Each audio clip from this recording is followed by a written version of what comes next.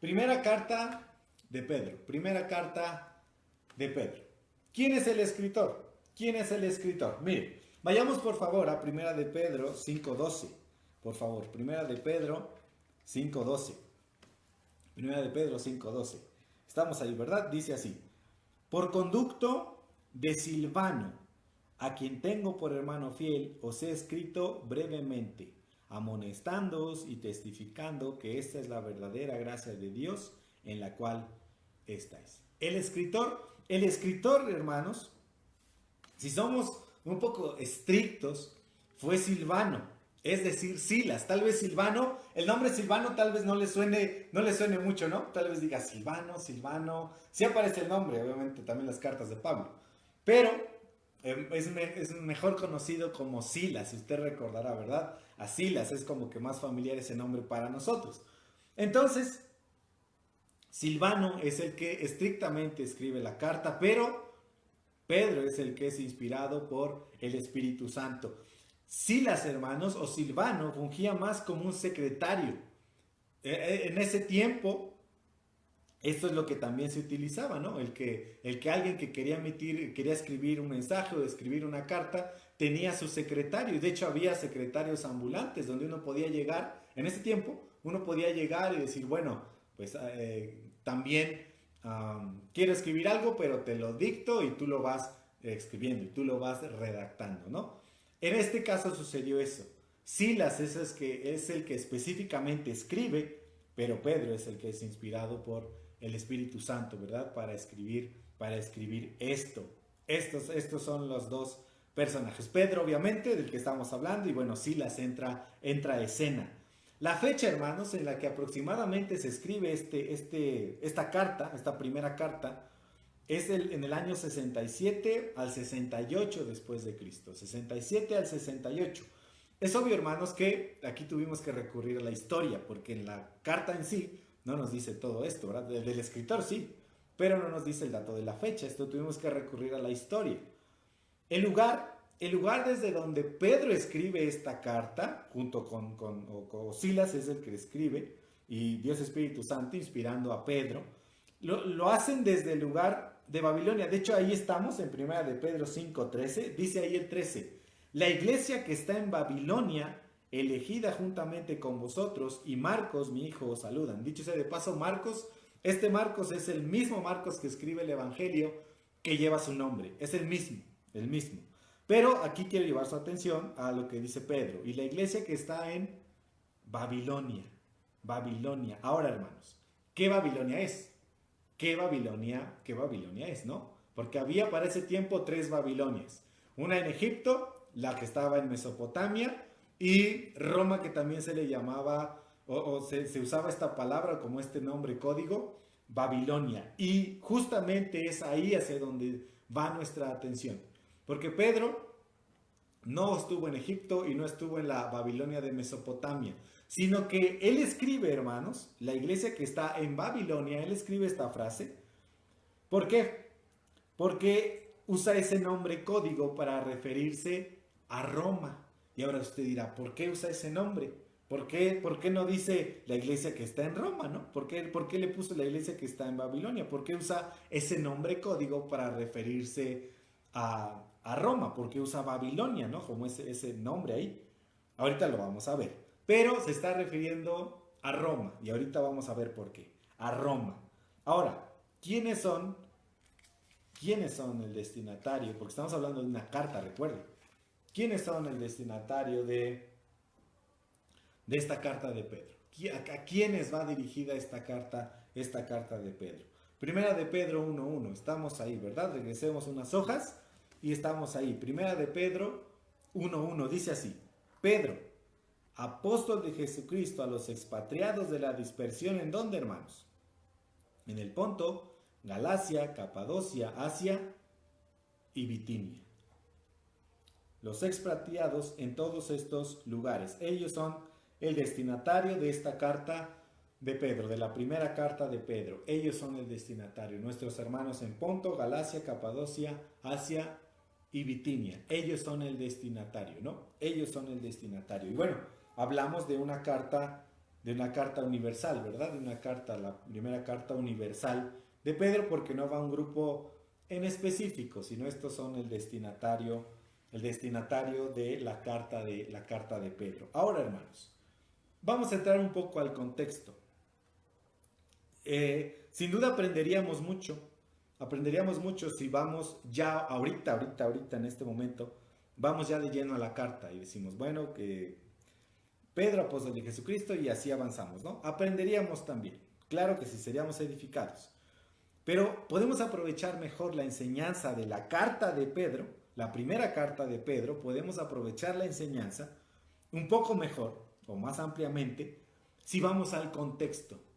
Si analizamos cómo es que qué es lo que estaban viviendo, qué circunstancias estaban atravesando nuestros hermanos cuando Dios Espíritu Santo inspira a Pedro y él toma como secretario a Silas para escribir esta carta.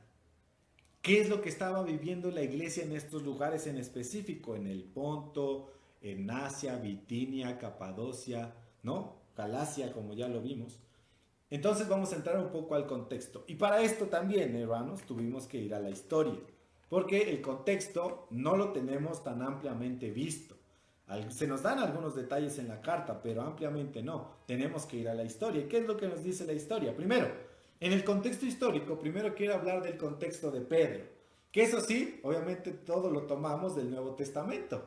En específico, echamos mano también de los evangelios. Entonces, ¿qué dice el contexto histórico en cuanto a Pedro?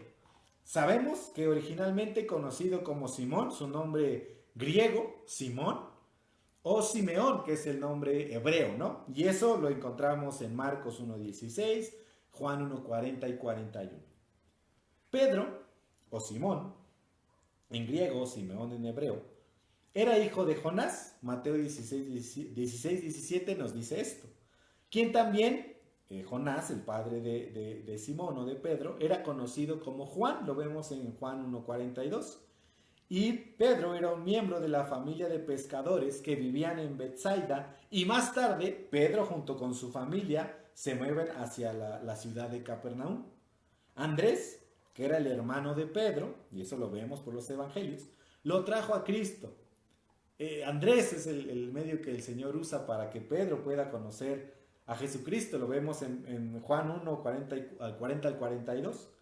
Pedro era casado, también por la escritura conocemos esto, hermanos. Pedro era casado, recordemos que el Señor sana a su suegra, ¿verdad?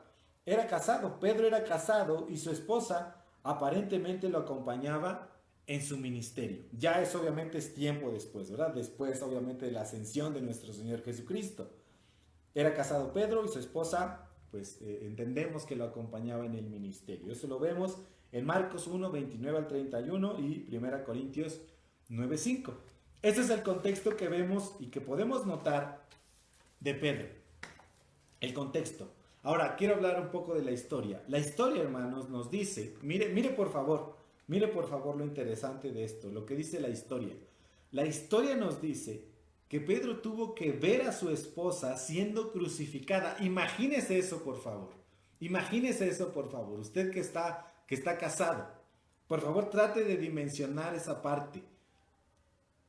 Yendo a la historia, nos dice que Pedro tuvo que ver a su esposa siendo crucificada. Imagínese por favor la escena, hermano.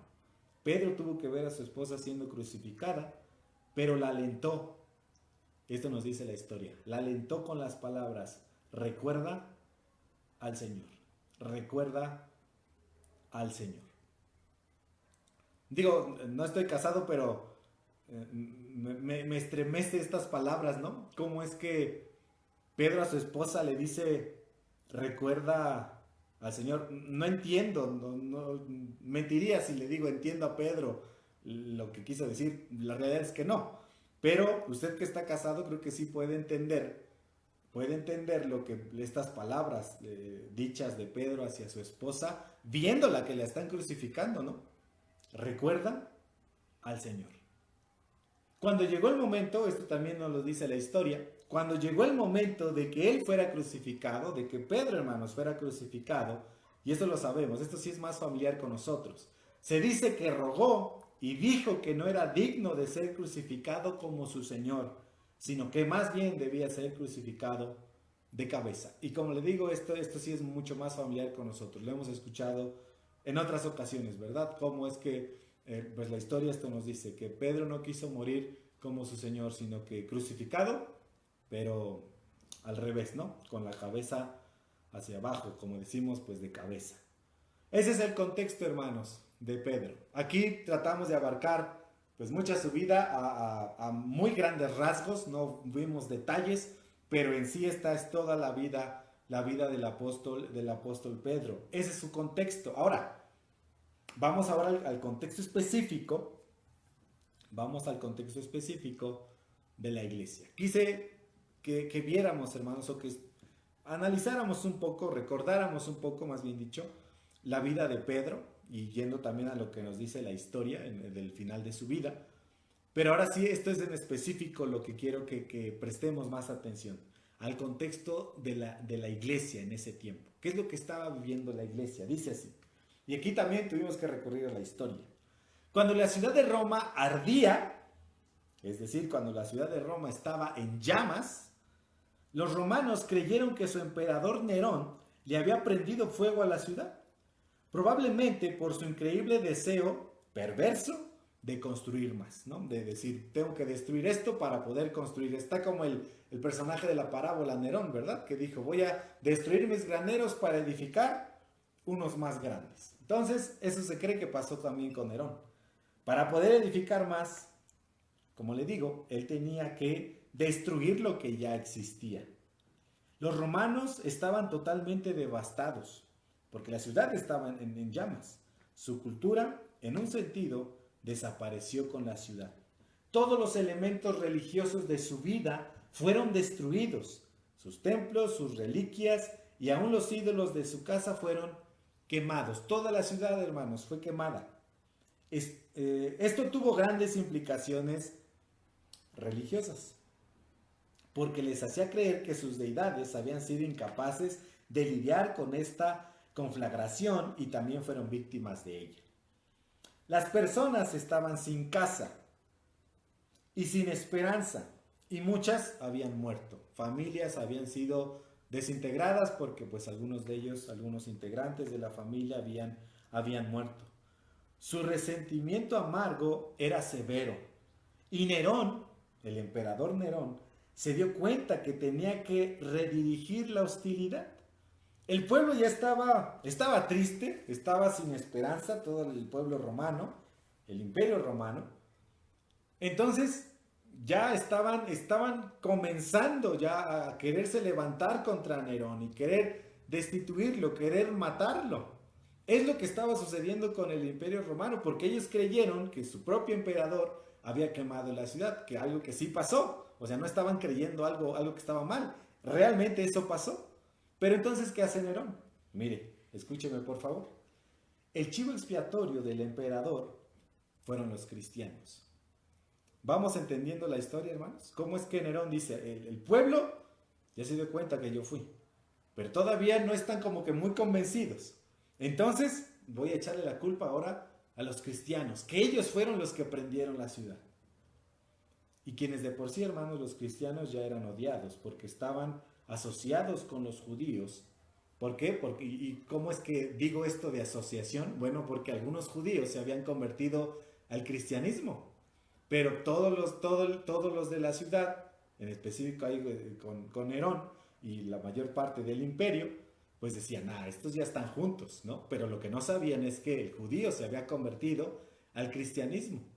Pero ellos decían, no, estos ya se unieron y entonces hay que odiarlos, ¿no? Y por eso es que odiaban, de por sí ya odiaban a los cristianos. Entonces, los veían como personas hostiles a la cultura romana, ¿no? También eso se añade y se acumula en todo el odio que les tienen. Entonces Nerón, hermanos, esparció esta idea rápidamente de que los cristianos habían prendido fuego a la ciudad. Esto es lo que sucede. Nerón, como ya le dije, se da cuenta que ya lo descubrieron, pero dice, no, antes de que esto todavía se salga más de control, mejor le echo la culpa a los cristianos. Ellos fueron los que prendieron la ciudad. Como resultado, ¿Qué viene después de esto, hermanos? Como resultado, una intensa, y no exagero, hermanos, una intensa persecución en contra de los cristianos comenzó y pronto se esparció a lo largo del Imperio Romano, tocando lugares al norte de las montañas Tauro, tales como Ponto, Galacia, Capadocia, Asia y Bitinia. Recordamos estos nombres, ¿verdad? La persecución fue tan grande que llegó hasta ese lado de las montañas y llegó hasta estos lugares donde justamente Pedro, junto con Silas, envían esta carta. Eso es lo que sucede, hermanos. Eso es lo que sucede. Este es el contexto de la iglesia cuando está escribiendo Pedro. Cuando está escribiendo Pedro. Esto es lo que pasa. Esto es lo que sucede, hermanos. Están siendo perseguidos porque el imperio piensa que los cristianos fueron los que prendieron la ciudad. Y lo que querían, hermanos, no era encontrarlos y meterlos a la cárcel, no, lo que querían, les digo, ya de por sí los odiaban, entonces ahora lo que querían era matarlos. La iglesia estaba siendo perseguida para matarlos, para destruirlos, para que desapareciera. Esto es el contexto, hermanos, en el cual está viviendo, en el cual sí está viviendo la iglesia, en el cual vivieron nuestros hermanos, cuando Pedro escribió esta carta inspirado por el Espíritu Santo. Así estaba viviendo la iglesia, estaba siendo perseguida. Por eso es interesante, y usted lo notó y ahorita lo vamos a ver. Pero ¿cómo les llama en el versículo 1, no? Expatriados de la dispersión. Salieron de su tierra, salieron de los lugares donde pues lo habían comprado, donde pertenecían, tuvieron que salir, fueron dispersos porque los estaban buscando para matarlos. Y sí, por un crimen que no cometieron. Pero Nerón fue el que dijo, no, ellos fueron. Ellos quemaron la ciudad, así que vamos a destruirlos, vamos a atraparlos y vamos a arrasar con todos ellos. Pedro dijo, como ya lo vimos, que estaba en Babilonia cuando envía la carta, ya lo leímos, ¿verdad? En 1 de Pedro 5:13. Babilonia, hermanos, es un alias para Roma. En tiempos de persecución, los escritores eran más cuidadosos de lo normal para no poner en peligro a los cristianos al identificarlos. Pedro no quiso que la carta fuera encontrada y que la iglesia fuera perseguida. Por esta razón, pudo haber escondido su lugar bajo la palabra código Babilonia, que se está refiriendo a Roma. Para que, si es que la carta llegaba en manos de los detractores, de los perseguidores, pues dijeran, ¿a qué Babilonia se refiere? ¿No? ¿De dónde está? Por eso es que se usa esta palabra. Y Pedro, inspirado por el Espíritu Santo, le lleva a poner esta palabra, ¿no? Esta palabra código, Babilonia, haciendo referencia a Roma. Hermanos, este es el contexto de la iglesia. Este es el contexto de la iglesia, el contexto de Pedro, la razón por la cual él escribe así, escribe Babilonia en lugar de Roma. Pero este es el contexto. Estaban siendo perseguidos, hermanos, estaban sufriendo. Viene a mi mente lo que veíamos el domingo de la iglesia de Esmirna. Usted recordará cómo es que hacíamos una notoria división entre la iglesia perseguida que está buscando al Señor y que, como Esmirna, ¿no? Que estaba obedeciendo, estaba yendo hacia adelante. No era perfecta, pero la iglesia iba avanzando, iba creciendo, y cómo después el Señor también conoce su pobreza, ¿se da cuenta? Y el domingo hacíamos esa división, ¿no? Ahora, ¿por qué menciono esto? Porque aquí con Pedro, hermanos, podríamos juntar estas dos razones que con Esmirna fueron separadas. Aquí con Pedro y nuestros hermanos a los que se dirige Pedro, podríamos juntar estas circunstancias. Una iglesia que está creciendo, una iglesia que está buscando al Señor. No son perfectos, obviamente, no es como que la máxima iglesia y todo, no.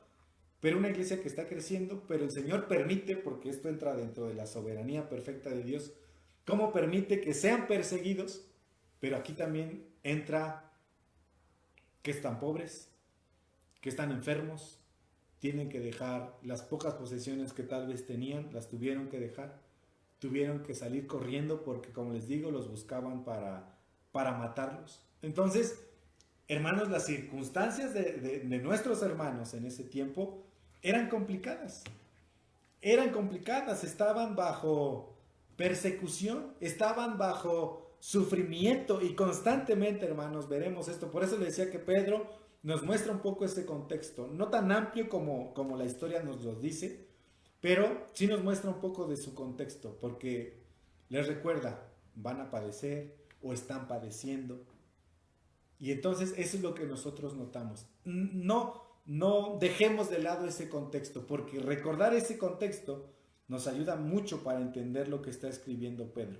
Tenemos que recordar el contexto en el que se encontraban nuestros hermanos, bajo persecución, bajo sufrimiento, los estaban matando. Algunos, sin duda que habían perdido familias, que parte de ese incendio los había alcanzado y habían tenido que salir, ya no la familia completa, sino solamente algunos miembros. La estaban pasando mal, estaban siendo perseguidos, querían matarlos, hermanos. Ahora, ¿cómo es que vamos a hacer, cómo dividimos?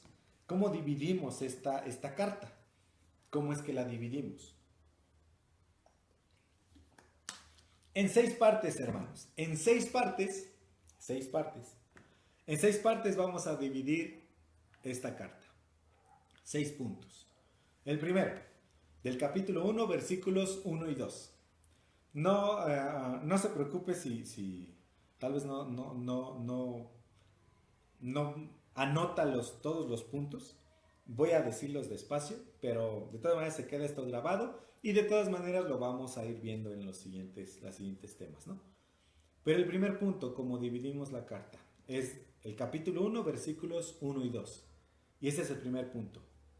La inamovible identidad en el sufrimiento. La inamovible identidad en el sufrimiento. Ese es el primer punto, capítulo 1, versículos 1 y 2. Segundo punto, capítulo 1, versículo 3 al capítulo 2, versículo 10. ¿Y ahí qué es lo que vamos a estudiar, hermanos? La esperanza viva en el sufrimiento. La esperanza viva en el sufrimiento. Primero, la inamovible identidad en el sufrimiento, que es lo que vamos a ver hoy. La esperanza viva en el sufrimiento. Y punto número 3, capítulo 2, versículo 11 al capítulo 4, versículo 11. Gran parte de la carta se lleva a este tercer punto. Capítulo 2, versículo 11 al capítulo 4, versículo 11. La conducta en medio del sufrimiento. La conducta en medio del sufrimiento. No vamos a ver esto ahora, pero en este momento veremos, hermanos, cómo debe ser nuestra conducta cuando estamos pasando por momentos complicados, cuando estamos pasando por momentos difíciles. ¿Cómo debe ser nuestra conducta? Y ese es el punto 3, la conducta en medio del sufrimiento. Después el punto número 4, que es el capítulo 4, versículos 12 al 19. Punto 4, capítulo 4, versículos 12 al 19, y es la mayor referencia en el sufrimiento. La mayor referencia en el sufrimiento. ¿Y quién es? Pues nuestro Señor Jesucristo. Y Pedro también toma el ejemplo de nuestro Señor Jesucristo para animar a nuestros hermanos en ese tiempo.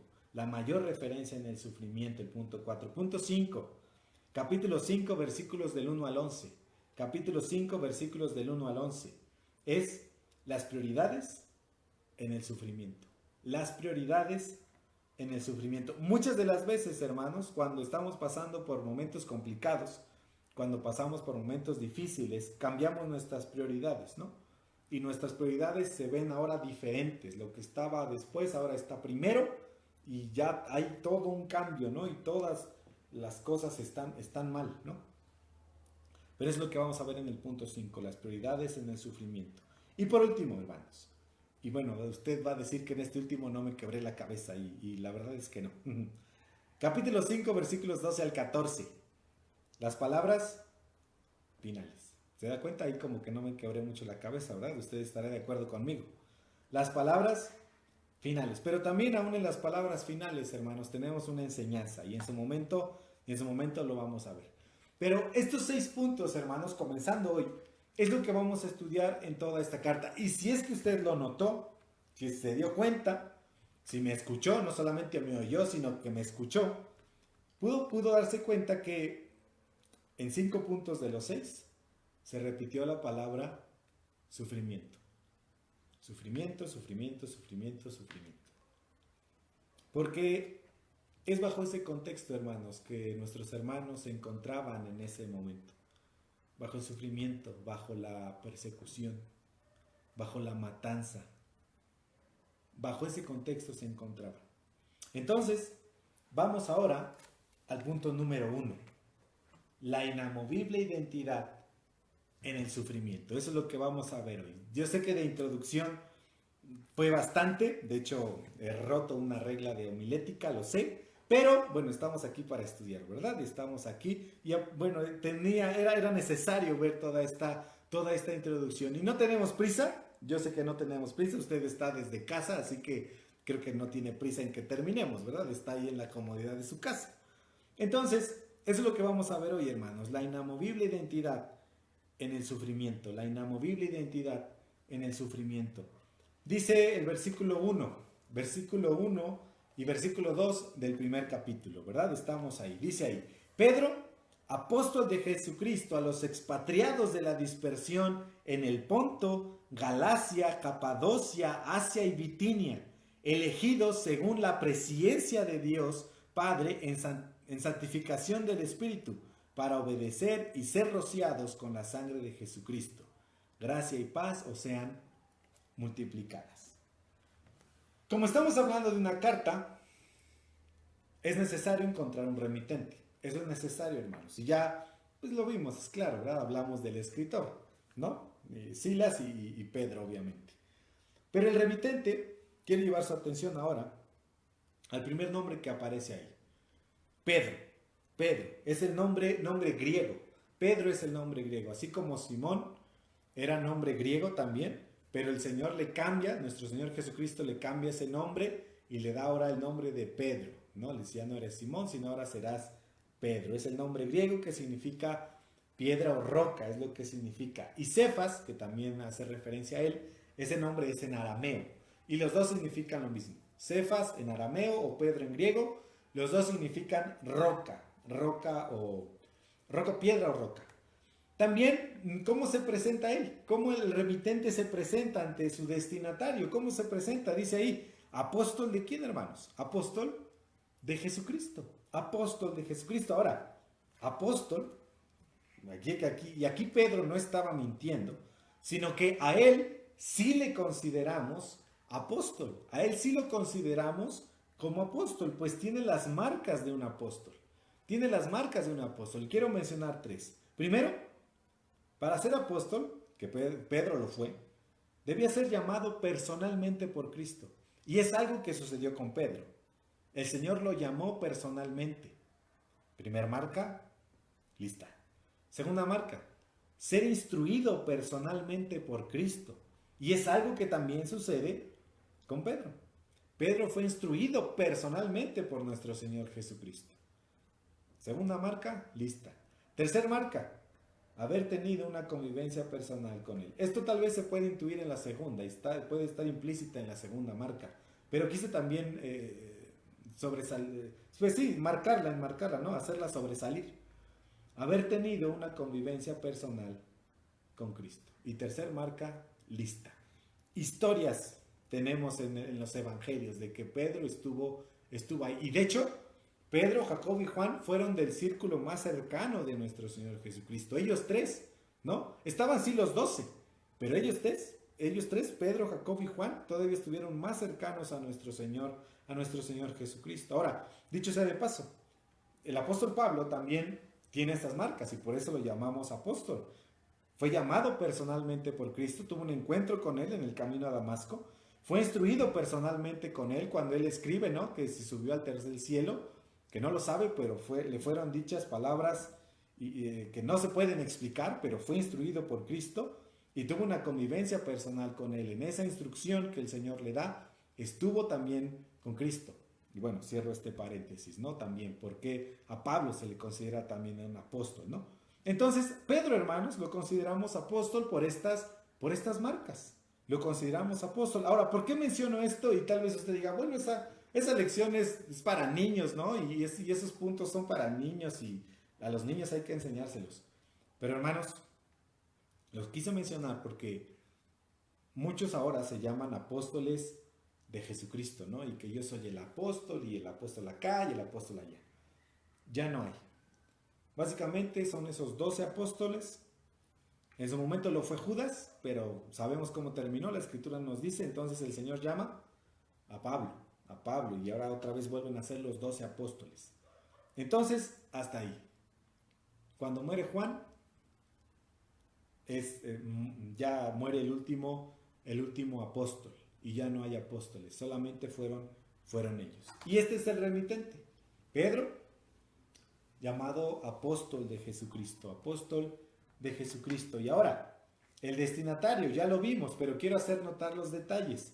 Destinatario ya los vimos, ¿verdad? Nuestros hermanos en el Ponto, Galacia, Bitinia, Asia, Capadocia, ¿no?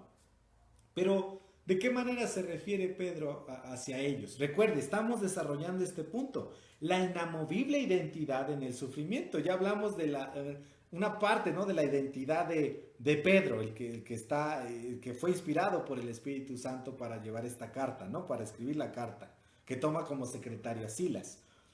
Vimos una parte de Pedro en su identidad, pero ahora vamos a hablar de la identidad de nuestros hermanos a los cuales iba dirigida esta carta. ¿Por qué? Porque estamos hablando de eso, la inamovible identidad en el sufrimiento.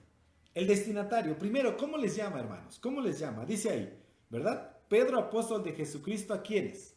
A los expatriados de la dispersión, a los expatriados. Expatriados significa extranjeros residentes, viajeros, es decir, no había tierra fija, no había tierra fija. Pedro les dice, ustedes son viajeros, no tienen una tierra fija, ¿no?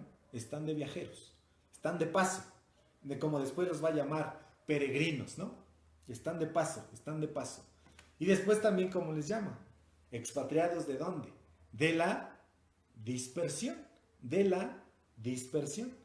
Esta palabra dispersión se traduce de diáspora, que es un término técnico para los judíos que vivían fuera de Palestina.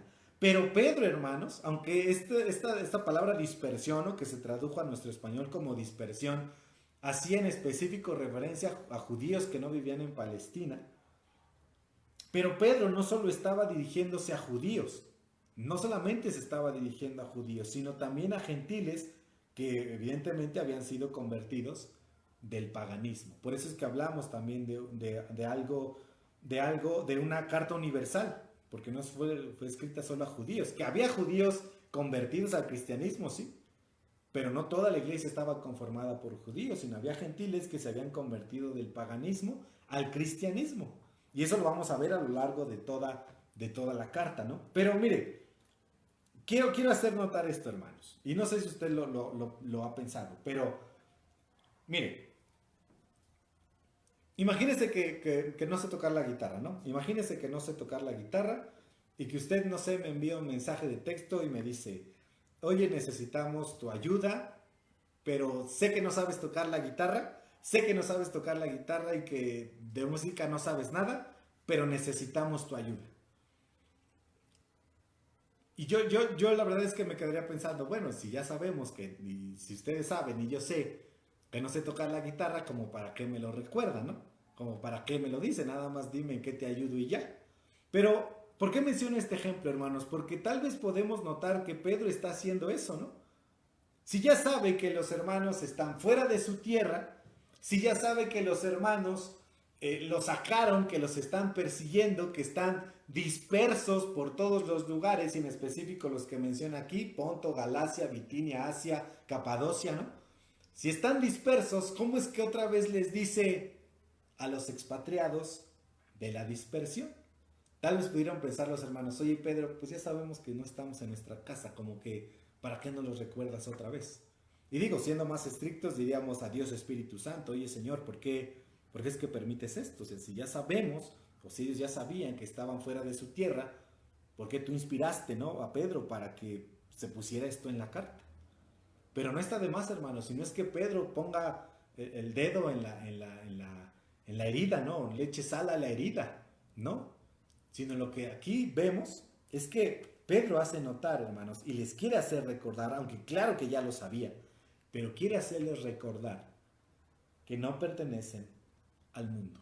Es decir, el punto no solamente es que ya no estás en tu tierra, el punto no es que te están persiguiendo y que eres peregrino, no, el punto es que desde que perteneces a Cristo ahora ya no perteneces aquí, ya no perteneces a este mundo, por eso eres un expatriado, por eso es que eres un viajero, porque ya no perteneces a este mundo, por eso es que estás disperso y el Señor te puede llevar a donde Él quiere, ¿no?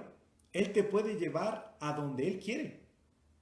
Y él puede hacer de tu vida lo que quiere porque ya no perteneces a este mundo. Y por eso, hermanos, es que Pedro vuelve a usar estas palabras, aunque ya lo sabía. Sabía que estaban dispersos, sabía que no estaban en sus casas, no estaban en las propiedades que compraron. Pero les recuerda, ya no son de este mundo, ya no pertenecen aquí. Pero ahora, ¿cómo les dice? ¿Cómo es que les dice, no?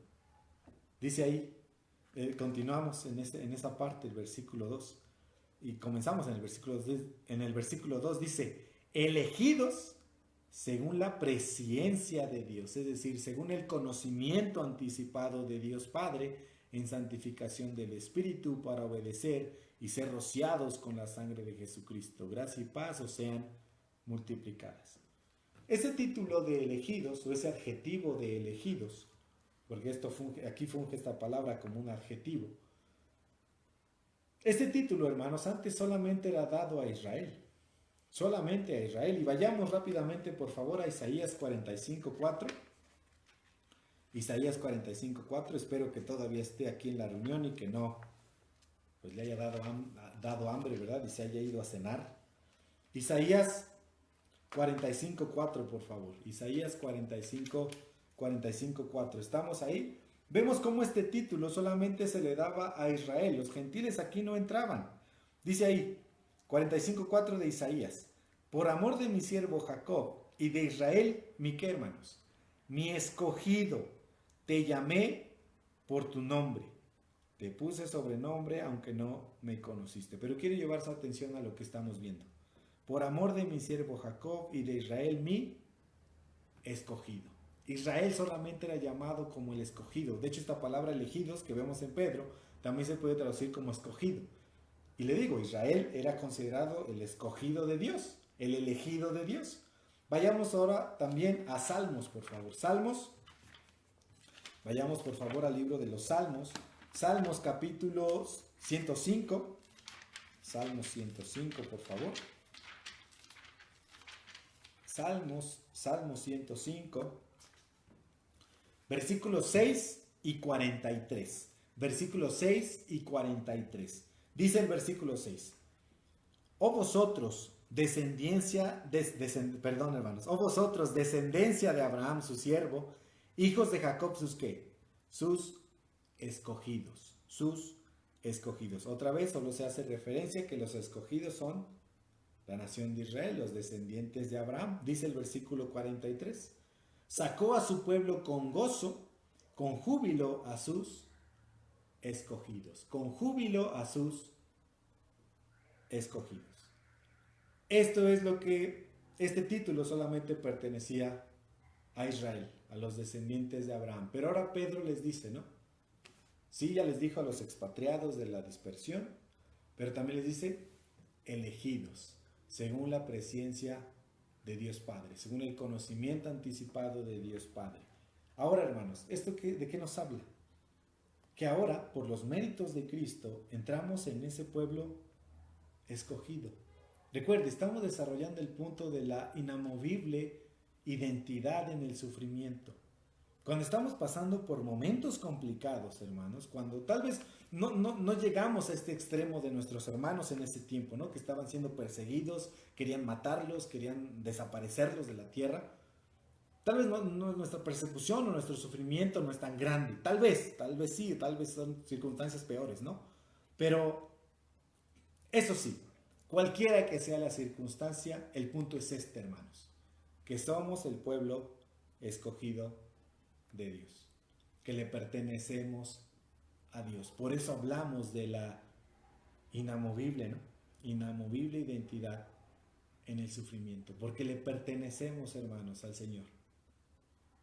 le pertenecemos al Señor por los méritos de Cristo. Y si le pertenecemos, Él está en cuidado de nosotros. Él está al pendiente de nosotros, aunque tal vez decimos, creo que el Señor ya me olvidó, o no veo que intervenga en esta circunstancia, ¿no? Pero no, hermanos, somos el pueblo del Señor. Él está al pendiente de nosotros. Y también, si es que ahorita estamos pasando por momentos de bonanza y de tranquilidad, pues recordemos que somos el pueblo del Señor cuando vengan esos tiempos de sufrimiento, cuando vengan esos tiempos de dificultad, de enfermedad, de estrechez económica, cuando vengan esos tiempos de oposición, cuando estamos obedeciendo al Señor y estamos haciendo su voluntad, cuando vengan esos tiempos, no olvidemos que somos el pueblo escogido de Dios. Y vemos, hermanos, a la Trinidad en acción. Vayamos, por favor, otra vez de regreso a la carta que estamos estudiando, primera de Pedro, por favor. Porque vemos aquí a la Trinidad, es decir, Dios Padre, Dios Hijo y Dios Espíritu Santo. Aquí los vemos interviniendo, aquí los vemos en acción. ¿Por qué? Dice el versículo 2, elegidos según la presciencia de Dios Padre en santificación del Espíritu, para obedecer y ser rociados con la sangre de Jesucristo, gracia y paz os sean multiplicadas. Vemos el conocimiento anticipado de Dios, santificación del Espíritu y ser rociados con la sangre de Cristo. No es que Dios, hermanos, a unos sí los escogió y a otros no. Sería injusto, ¿no? Sería injusto. O nosotros porque lo hablamos desde este lado. Pero ¿qué sería que estuviéramos del otro, no? De decir, pues creo que a mí no me escogió. No, no es que Dios a unos sí y a otros no, sino que planeó desde antes de la fundación del mundo la salvación por Cristo. ¿Y qué es una salvación? Para todo aquel que cree, para todo aquel que se arrepiente y viene a Él con fe, cree en el sacrificio de Cristo, tiene salvación, porque la oportunidad es para todos. Cristo, entendemos que derramó su sangre y murió en nuestro lugar. Murió en nuestro lugar. Así vemos, ¿no? Y por eso le decía que el Pentateuco apunta a Cristo, porque hemos leído, ¿verdad? Que cómo es que se rociaba la sangre, y cómo que rociaba la sangre, ¿no? Haciendo referencia también a que la sangre de Cristo, cuando venimos a Él en arrepentimiento y fe, nos alcanza.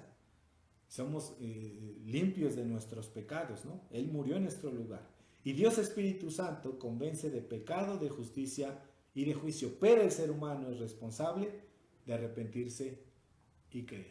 Sí, el Espíritu Santo convence, ¿no? De pecado, de justicia y de juicio. Pero es nuestra responsabilidad arrepentirnos y creer.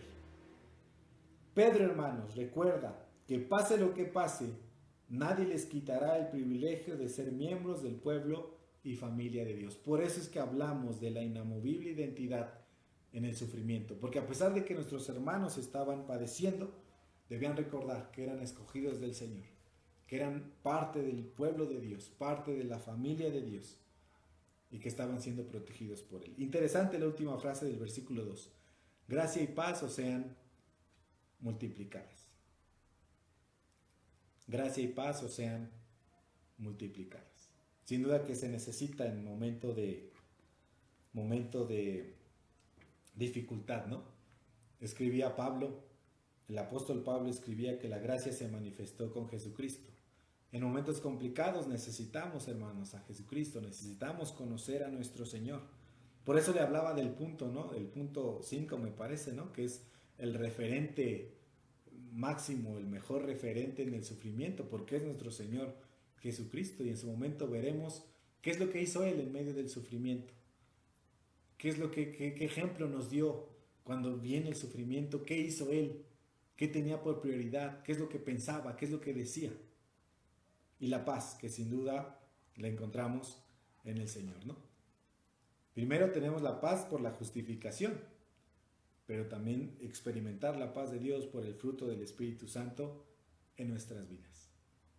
Dice otra vez, Pedro, apóstol de Jesucristo, a los expatriados de la dispersión en el Ponto, Galacia, Capadocia, Asia y Bitinia, elegidos según la presciencia de Dios Padre en santificación del Espíritu, para obedecer y ser rociados con la sangre de Jesucristo, gracia y paz os sean multiplicadas. Esta es, hermanos, este punto fue la inamovible identidad en el sufrimiento. La inamovible identidad en el sufrimiento.